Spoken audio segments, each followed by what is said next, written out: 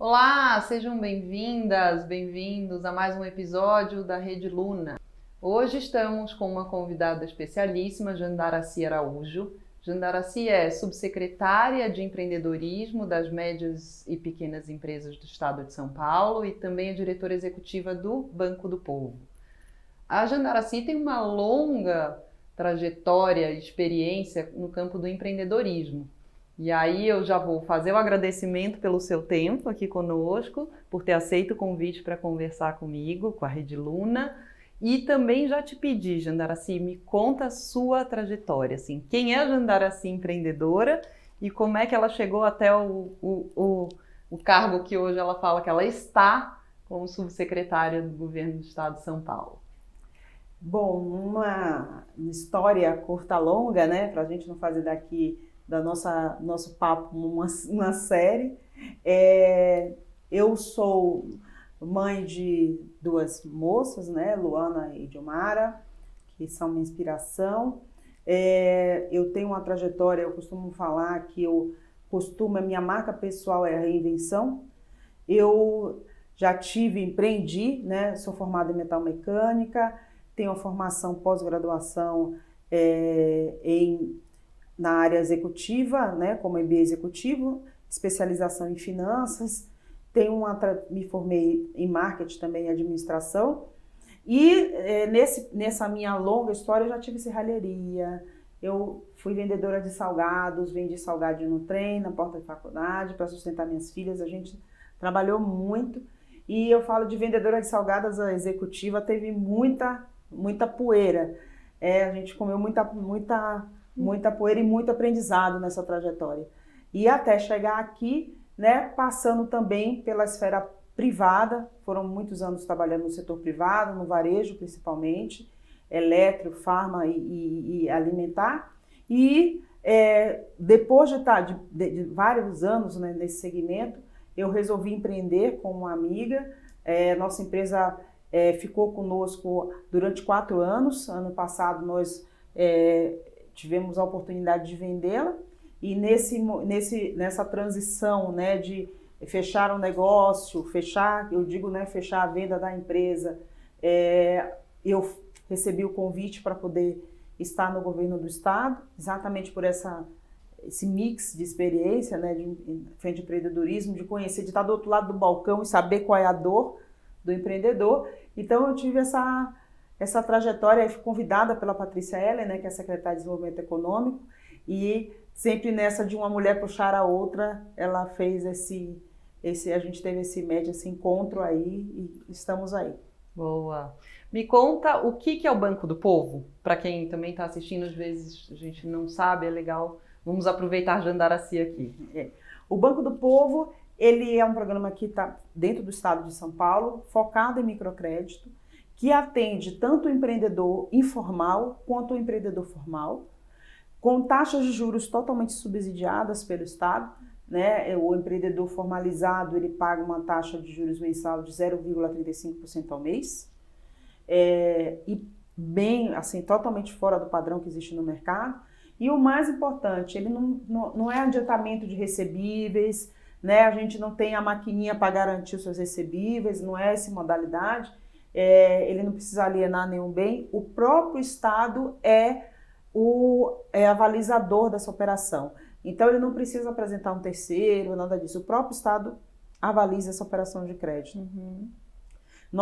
Hoje também, elas podem solicitar online, mas a gente tem 568 postos espalhados pelo Estado.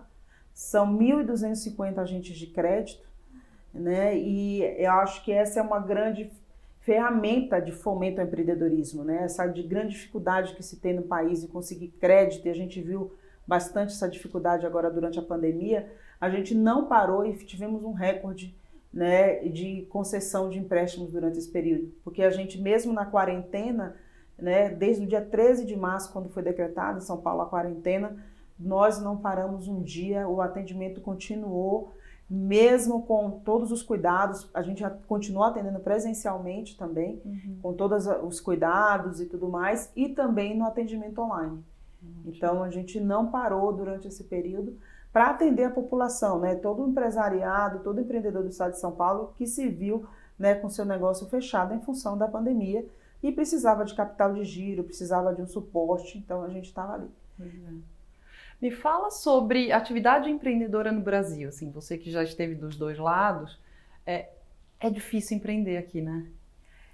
Empreender é difícil no Brasil, mas muito é um conjunto de fatores. A gente tem uma situação, historicamente, a gente nunca teve um mar tranquilo economicamente, então isso também é um desafio. A gente não tem, obviamente a gente tem a lei de fomento a micro e pequenas empresas, né, mas não alcança, né, não alcança as necessidades do empreendedor. Então, a gente tem o desafio do crédito, a gente tem o desafio da qualificação também desse empreendedor, porque o brasileiro ele é muito criativo, ele é inventivo, mas falta a ele a qualificação em gestão. E isso também prejudica. Então, a gente, apesar dessa nossa cultura empreendedora, falta alguns ferramentais. E também falta política pública, né? A questão da tributária também é complexa, né? Também impacta esse empreendedor, mesmo com a nova formação do MEI e do Simples, né? Por exemplo, o MEI, de repente ele vira Simples, ou uma empresa que ela sai do faturamento do Simples e passa a ser lucro presumido, é uma complexidade imensa. Então a gente também tem a questão tributária que impacta na atividade empreendedora. Então a gente tem um conjunto de fatores que não facilitam muito a vida do empreendedor. Mas o empreendedor, eu acredito muito no empreendedorismo, sempre acreditei em empreendedora nata, e é tanto que estou na área e a gente fez algumas políticas públicas para auxiliar o empreendedor do estado de São Paulo a ter um caminho um pouco mais suave, né? Que a gente fala desde a qualificação ao crédito, ele passa por uma esteira que vai permitir com que ele cresça de uma forma mais saudável. Mas a educação empreendedora é o que nos falta. Apesar de ter uma lei no estado, né, que ela foi implementada no ano passado, né, e ela seria efetivamente agora, né, mas em função da pandemia a gente teve essa dificuldade, que é educação empreendedora desde o ensino básico. Então falta nós não formamos os profissionais, os universitários para empreender. A gente forma para ser CLT. Então, isso também impacta, né? Essa cultura empreendedora no Brasil, ela é muito empírica, ela não é qualificada. É muito mais pela necessidade do que pela oportunidade. Sim. Então, a gente tem aí esses desafios ainda.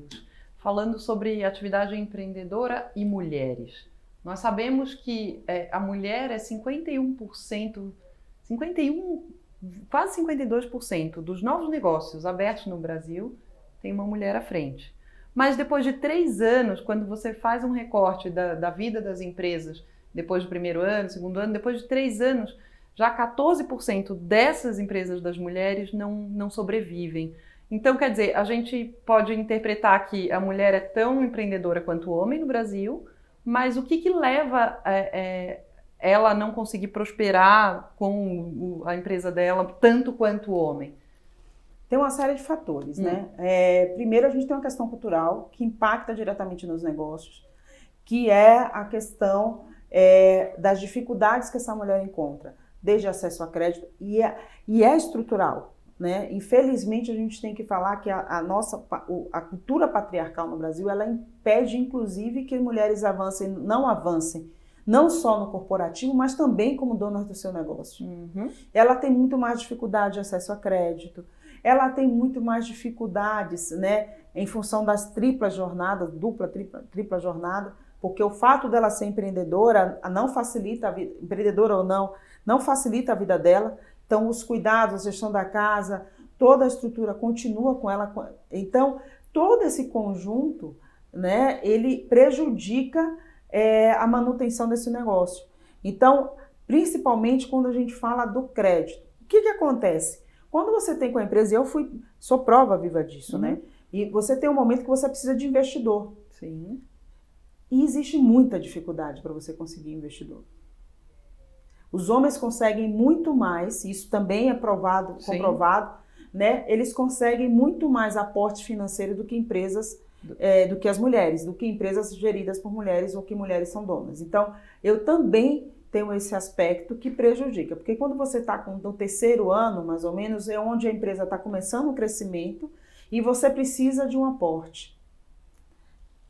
E aí, ou você vai para os bancos, que também você vai ter dificuldade, em alguns casos, ou você tem que buscar um investidor. E aí começa a dificuldade, né? Então, é um conjunto, mas a gente tem uma questão cultural aí que a gente precisa ainda quebrar barreiras. É um cenário muito nosso nesse aspecto e a gente precisa...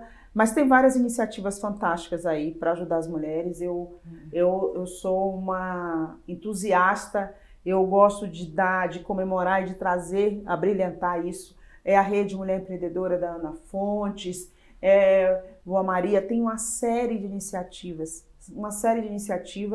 É a Feira Preta da Adriana Barbosa. Então tem uma série de iniciativas que ajudam, né, as mulheres a terem um ambiente mais favorável e uma ajudar a outra, principalmente nesse cenário de empreendedorismo. Sim. Existem dados também que mostram para a gente o impacto positivo no lucro mesmo das organizações quando seus quadros são mais diversos. Não tem isso? Então, não é aquela coisa que a gente estava conversando nos bastidores aqui, homem contra mulher, não é nada disso. Né? É só a diversidade, ela é muito positiva, né? Sim, quando a gente vai olhar, e a gente está falando dos empreendedores, né? Mas quando você olha para o corporativo, a gente ainda tem muitas barreiras e muito que avançar. Então, um dado que é muito interessante, né? E aí eu vou falar, não vamos romantizar também o empreendedorismo. Muitas mulheres, no auge da sua produtividade, no auge da sua carreira, acabam abandonando a carreira corporativa logo após terem filhos. Porque o ambiente, quando ela retorna da licença maternidade, o ambiente não é favorável para ela retornar, né? Ela já não está na mesma posição, às vezes não tem nem lugar onde sentar, as atividades, né? Ela é punida por ser mãe, como se a humanidade não precisasse continuar, né? Acho que é uma coisa que você se pergunta, né? Se não forem as mulheres, vai ser o quê? Um avatar que vai... vai ser um avatar que vai né? O mercado, para quem vai consumir daqui a 50 anos? Que longevidade essa empresa está imaginando? Né? Então, as mulheres, elas são praticamente tiradas. E aí, muitas vão do mercado e muitas vão empreender. Tem surgido algumas empresas que são mother-friendly, mas são poucas, né? A gente vê isso muito nas multinacionais. Então, a gente aí tem muita coisa para trabalhar também e muitas estão indo para o caminho do empreendedorismo também em função desse ambiente não favorável para as mulheres quando retornam da maternidade. Pois é. Ô, Jandaraci, e a questão da diferença salarial entre mulheres e homens ocupando o mesmo cargo, entre mulheres negras? Me conta um pouquinho mais desses dados e como é que você enxerga solução? Bom, primeira coisa é a coisa mais... Vamos dizer, diferença salarial não é um problema exclusivo nosso, né? A diferença salarial entre gêneros não é uma exclusividade nossa. É mundial e tanto é que, como a gente estava conversando nos bastidores, Espanha acabou de promulgar uma legislação, Estados Unidos, Nova York colocou uma legislação, Noruega colocou, Finlândia teve que virar lei, né? A Inglaterra teve que virar lei para que isso aconteça da forma que tem que ser. Pessoas na mesma função, independente do gênero, orientação sexual e raça, devem ganhar a mesma coisa, inclusive nos variáveis, né? Porque também tem essa pegadinha. Quando a gente fala isso aqui no Brasil, as pessoas falam assim, mas na Constituição fala que é igual. Alto lá, cara pálida, que a gente está falando de que, né? Quando a remuneração total, a mulher ganha menos. Então, essa é a diferença. E aí, um outro ponto que é estatístico, pessoas negras, principalmente mulheres negras, com a mesma formação com a pessoa não negra, ela ganha o Instituto, uma pesquisa divulgada pelo INSPER recentemente, mostra, né, que a gente está falando de uma diferença de 159%. 159% de diferença salarial, eu estou tirando alguns trilhões da economia do país. Eu estou tirando a oportunidade de fomentar a economia local. Eu estou tirando a oportunidade dessa pessoa se qualificar mais, dela investir na formação dos seus filhos. Eu estou tirando a oportunidade de aumentar o bolo. Sim.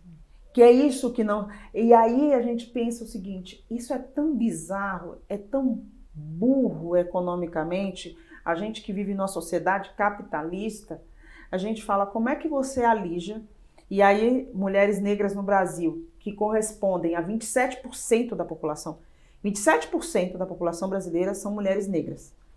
Você tira do consumo 27%. Qual é a inteligência que há nisso? Sim. A conta não fecha, né? A conta, de verdade, a conta não fecha. Então você está tirando pessoas de estarem consumindo mais, consumindo mesmo, porque dentro desse cenário, 53% mais de 53% das famílias são chefiadas por mulheres. Sim. É bizarro. Agora, falando de solução, você mesma diz que mulher negra e nordestina não deveria ser cota da cota, né? Teria que ser normal. Sim. Então, é política pública? É um conjunto, não só política pública, mas eu entendo que é uma questão de sociedade, tá? A gente não pode, a gente terceiriza muito. Então é todo mundo. É sem terceirizar. Então é todo mundo. São as empresas, é a sociedade civil, sim a gente exigir políticas públicas dos governantes, né, de quem legisla principalmente, porque é muito importante saber o papel de cada um. A gente está em período de eleição. É muito importante a gente ter essa visão de quem é cada um e ter atenção a quem a gente coloca lá para legislar. Né? Porque para existir política pública precisa alguém que faça a lei. E precisa ter quem execute a lei e quem faça com que essa lei seja aprovada. Sim. Esse é o nosso modelo democrático. As empresas, elas têm um papel fundamental nessa mudança estrutural da sociedade, porque elas são as principais impactadas. Não vai haver progresso nem economia melhor se a gente não tiver inclusão, se a gente não melhorar para todo mundo. E agora eu queria te perguntar que você estando na política, a política é um ambiente ainda mais masculino e ainda menos diverso do que o que a gente está vendo aí no ambiente, né, de corporativo. Foi difícil para você? Você se sentiu incômodos ou reações que não foram tão... Olha, o incômodo, isso existe, tá? O incômodo, na verdade, pessoas como eu costumo dizer, você já nasce incomodando, né? Então, você já chega incomodando. Você pensa que acontecem situações constrangedoras, sim, mas efetivamente, quando eu fui assumir esse cargo, eu me preparei também. Tá, conta mais. E o se preparar passa por primeiro você ter um bom autoconhecimento, né? Rede de apoio, porque tem dia que a gente não tá legal e a gente precisa ter essa rede de apoio. Eu tenho uma rede de apoio maravilhosa, sou extremamente grata à minha rede de apoio, porque você passa situações sim, constrangedoras, mas também você tem uma equipe muito boa, né? Que tá com você, gente do bem. Então esse conjunto de coisas faz com que passe, porque esse constrangimento não é só no público. Jandaraci, né? Mulher negra, nordestina, esse incômodo, ele acontece também no privado. Sim. Esse incômodo acontece quando eu era dona da minha empresa, e em grandes feiras eu me apresentava como a proprietária, como owner ou como co-founder, e as pessoas não acreditavam. Né? Até para fechar negócio, às vezes a gente tinha dificuldade. E a minha sócia judia, né, loira, muitas vezes, e assim, as duas passavam, ela também passava algumas situações por ser judia. Então, a gente estava ali junto, ela percebia, então a gente não vai fechar negócio com essa pessoa. E às vezes eu nem percebia, eu estava tão focada no resultado que eu nem prestava atenção, mas ela já vinha e puxava, não vamos fechar negócio, vamos para outro lugar.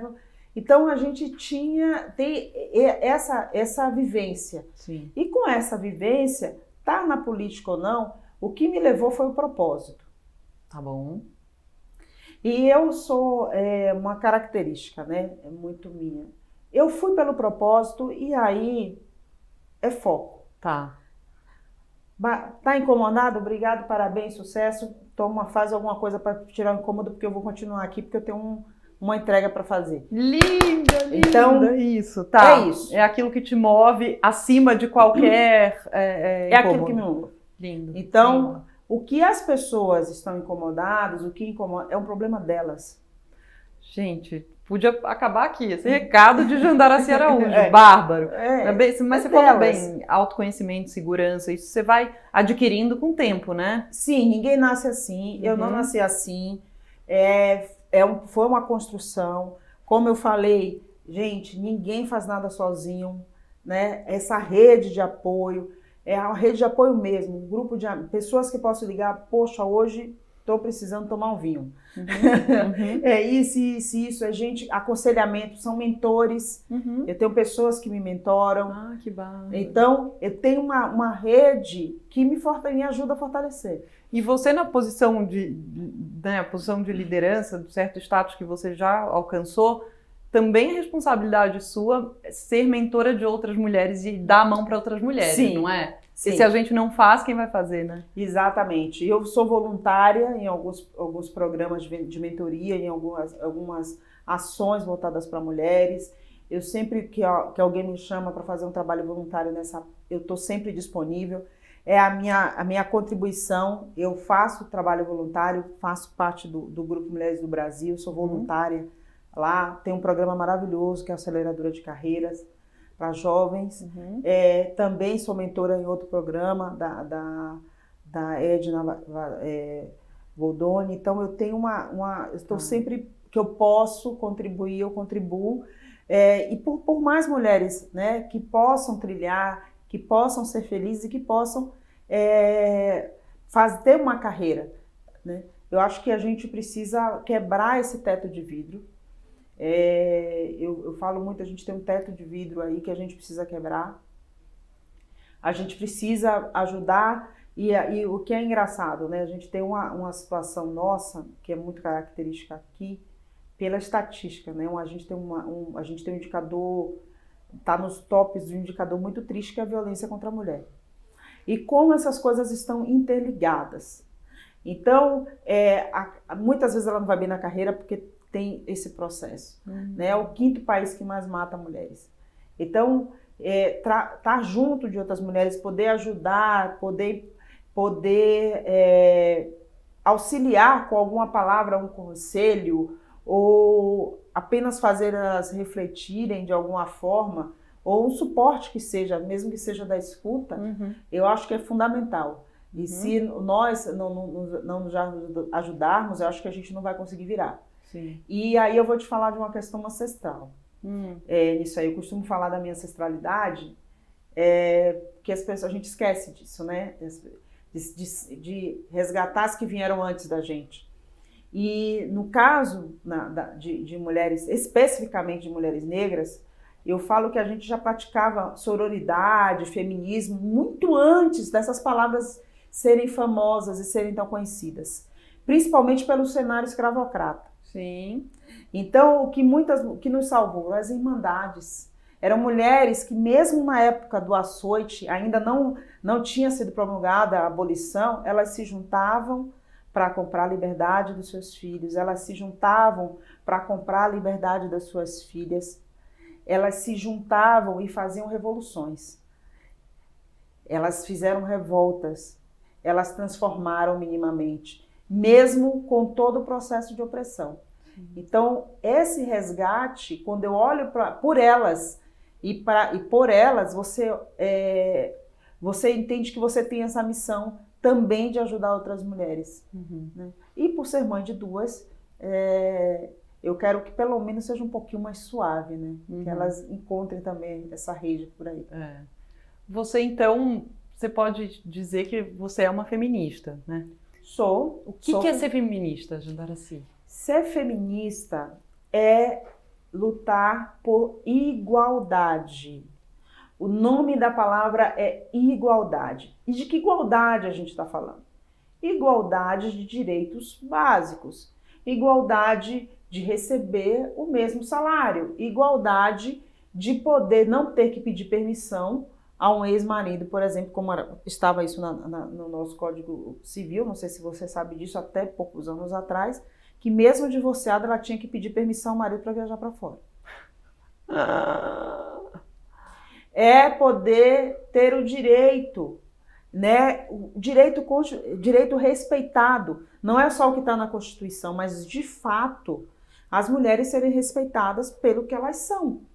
Sim. Poderem circular sem medo de serem estupradas, poderem ter o mesmo cargo, poderem ser CEOs, né, donas de empresa, e que o sexo dela, o gênero, né, não o sexo, desculpa a expressão, o gênero dela não seja determinante para ela ser tratada de uma forma X ou Y.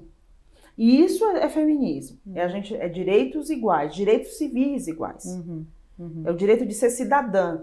É o voto, que é uma coisa, né? A gente está lutando para ter a cota nas eleições. É isso. É poder ter mulheres legislando.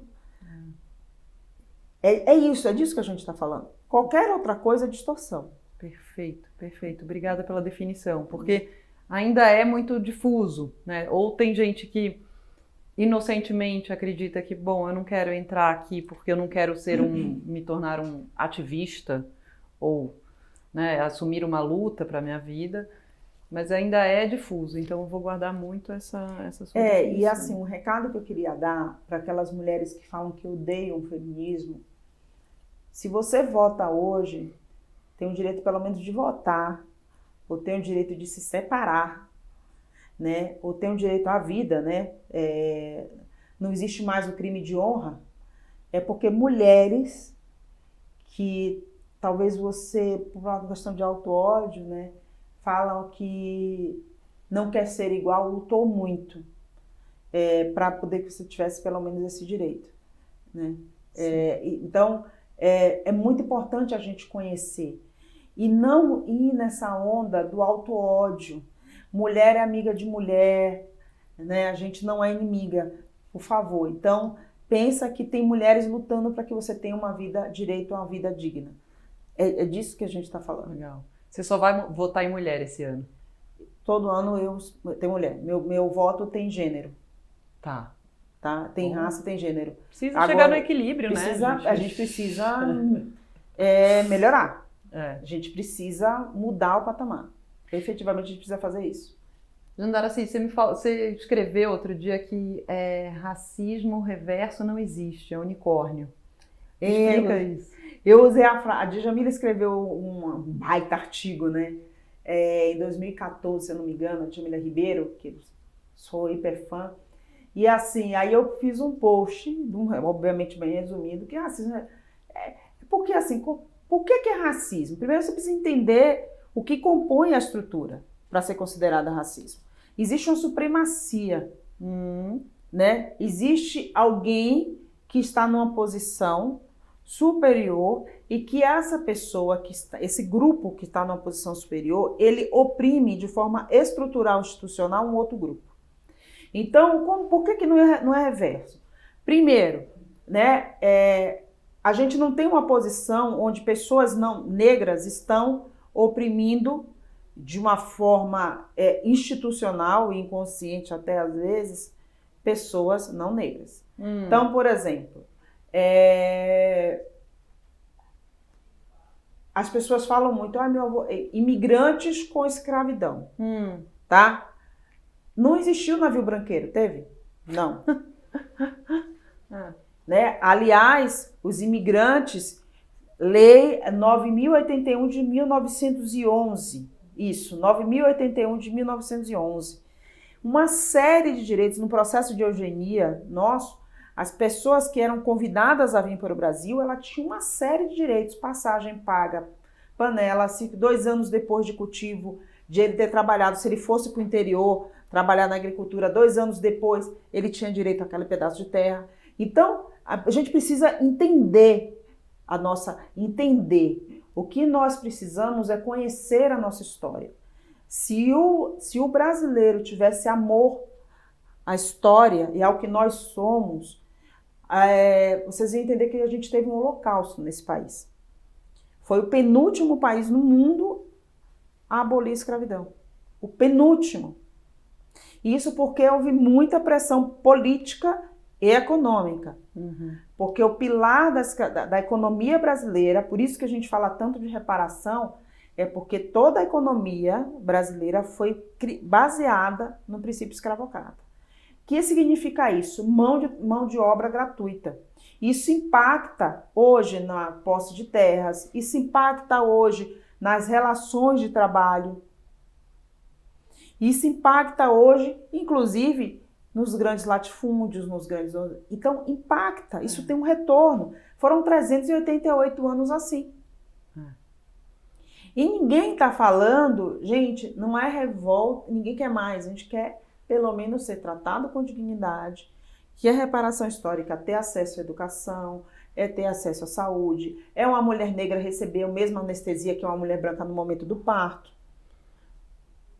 né? É a gente... Espera, pausa. A gente não existe? Como? Violência obstetrícia contra as mulheres negras, isso está também, o Ministério da Saúde tem um estudo sobre isso, né? Mulheres negras recebem menos anestesia no momento do parto porque existe o pressuposto que elas têm mais resistência à dor. Tá?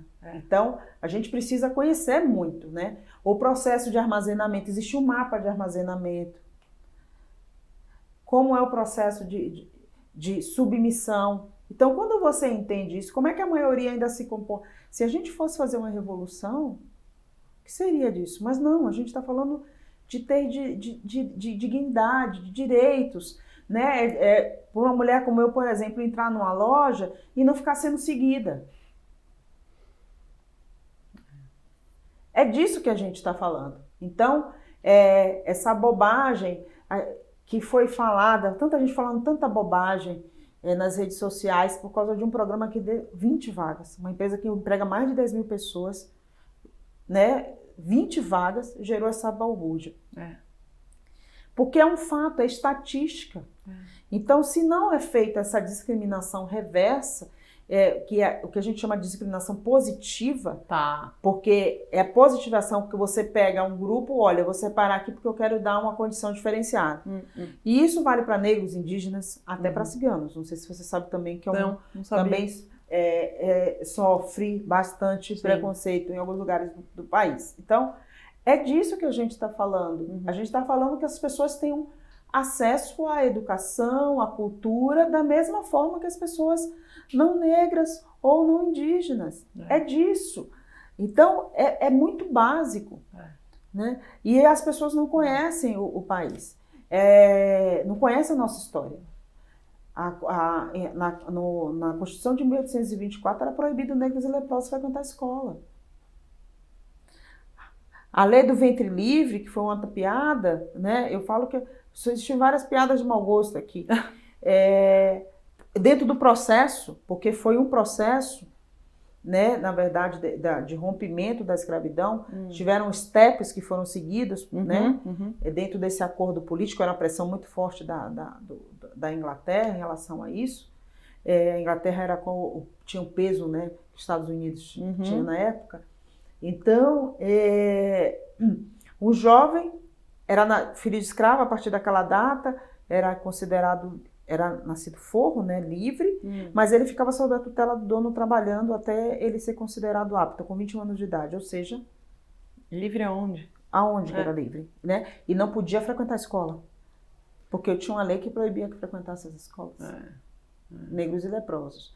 E assim a gente foi construindo. O pessoal gritando tanto por cota, a gente teve aí a lei do boi. Quantas cotas a gente teve nesse país? A lei do boi... ela instituía 50% das vagas para os filhos de fazendeiros das universidades. 50%. Não era era 50%. Então, quando a gente entende, vai estudar a nossa história, a gente começa a entender que a gente realmente tem muita coisa para poder melhorar quanto sociedade, buscar mais igualdade, e que uma sociedade mais igualitária, com menos desigualdade, ela é boa para todo mundo. Vai fazer bem para todo mundo. É nisso que a gente tem que focar, né? Agora, falar da Jandaracy mãe. Como é que é conciliar? Quantos anos tem as meninas, suas filhas? As meninas, gente, uma tá com 28, eu tô com 28. Tá, então, como é que foi conciliar a criação de filhas, maternidade, com sua trajetória de empreendedora? Porque é um desafio, né? Sim. Não dá pra negar. De novo, eu exalto minha rede. A rede. A rede. Porque, assim, muitos momentos, minha mãe, tia, irmã, amiga, né? Mesmo na fase viagem a trabalho, já no corporativo, elas já adolescentes, tinha que viajar a trabalho, rede de apoio. Tá. Então, foi a forma que eu tive pessoas que me ajudaram e cuidaram muito bem delas. Meus pais me ajudaram muito nessa fase, né, de ficar e de cuidar. Então, isso foi o que permitiu. E esse é o desafio de muitas mulheres. Eu falo para você que eu sempre falo com elas, olha, eu perdi muita festinha, perdi muita coisa. E como muitas mulheres, né? Eu perdi muita coisa gostosa. Mas hoje eu vejo que valeu a pena por um lado. Vai ter coisa que não voltou mais. Mas era o que eu podia fazer. Eu também não me culpo, não fico me autoflagelando por isso. Mas foi o melhor que eu pude fazer por elas, com as ferramentas que eu tinha, com o que eu podia fazer. Legal. E eu acredito que elas são gratas, né? Uma é advogada, a outra está concluindo agora para ser fisioterapeuta, então elas acho que tá ok, né? Que vem os netos agora. Você tá com missão cumprida aí nesse aspecto. Vou te falar que a gente nunca cumpre, né? Minha mãe me deu essa notícia. A minha mãe falou, minha mãe me deu essa notícia. Para com esse negócio de missão cumprida. Para com essa ilusão. Vocês vão e voltam o tempo todo. Olha. É ótimo, né? Saber isso no radar. E quem é que não procura colo de mãe? Né? Não importa a idade. Exatamente. Quem não procura colo de mãe? Vamos falar para caminhar para o fim, porque essa conversa aqui tá uma delícia, mas a gente precisa encerrar, porque na internet mulheres inspiradoras ou literatura que te inspirou, ou filme ou qualquer coisa, dá uma dica para quem está assistindo, assim, aonde buscar inspiração para essa trilha aí. Gente, olha, vou falar, tem uma série de mulheres inspiradoras. Eu me inspiro muito, eu tenho uma admiração de verdade pela Luísa Trajano, pela humildade e simplicidade, aquela potência, né? Ela é uma potência, quem assistiu ela recentemente sabe do que eu estou falando, é uma potência, e como eu tive a oportunidade de estar mais próximo, é de uma humildade, é de uma sabedoria. Quantas pessoas, né? Tá na Forbes, uma das mulheres mais ricas, mas é de uma humildade que constrange muita gente. Eu adoro a frase dela. Você prefere ser feliz ou ter razão? Eu prefiro ser feliz. Exatamente. Tem as mulheres pretas, né, da minha vida. A minha avó me inspira, Júlia Araújo, minha avó. Falei da Luísa, famosa, mas eu vou falar das minhas também. Minha avó, minha mãe, as minhas filhas me inspiram, né? Eu leio muito Angela Davis, Lélia Gonzalez. Eu gosto muito de ler sobre livro Mulheres Negras no Brasil. Me inspirou muito a entender, porque é muito mais um resgate da história, saber como viviam, o que era, as origens. Tem a Tchê Coalho, que eu adoro também, que é outra mulher excepcional. Tem a Lisiane Lemos, que é mais jovem, mas também inspira. Tem Viviane Elias, tem um monte de mulher. Nossa, uma bibliografia maravilhosa. E não é só mulheres mais né, que tem um pouco mais de idade que eu, mais velhas que eu, mas também mais jovens. Tem mulheres que são inspiradoras. Dentro do que elas fazem, do que elas promulgam até nas redes sociais, essa juventude pé na porta, que eu acho um máximo, né? Nina, Lisiane, Nina Silva, Lisiane Lemos, são mulheres que inspiram com uma força né? E vão e elas enfrentam o mundo. E isso é legal. Eu gosto de falar de pessoas. Umas meninas que me inspiram também são as meninas de Paraisópolis. As meninas, né? Eu gosto de falar as meninas. Gente, quando a gente fala meninas é com carinho. A Elisandra e a Rejane. Elas são da Associação de Moradores de Paraisópolis. A Elisandra, junto com a Juliana, elas comandam o Bistrô Mãos de Maria, que ganhou um prêmio internacional, fazem projetos maravilhosos e agora na pandemia fizeram um trabalho excepcional na comunidade de distribuição de marmitas. São de Paraisópolis. A Rejane, que criou o LinkedIn da comunidade da periferia, está levando esse modelo para todas as favelas do país. Então, são mulheres inspiradoras. E não só quem está no topo, mas tem meninas fazendo coisas espetaculares nas comunidades que a gente precisa olhar. Você imagina essas mulheres com mais acesso, com mais ferramentas, o quanto elas podem transformar. Então essas são as mulheres que me inspiram, que eu admiro, que gosto de estar olhando de perto. Opa, não, gente, inspiradora foi essa conversa com Jandaracy Araújo. Muito obrigada. Eu que adorei. agradeço. Vamos estar juntas aí. Eu quero entrar na sua rede de apoio. Sim, claro, pode chegar. Posso ir? Pode vir, tá bom, pode querida. vir. Muito obrigada, tá? Que bom. Espero que vocês tenham gostado. Até a próxima.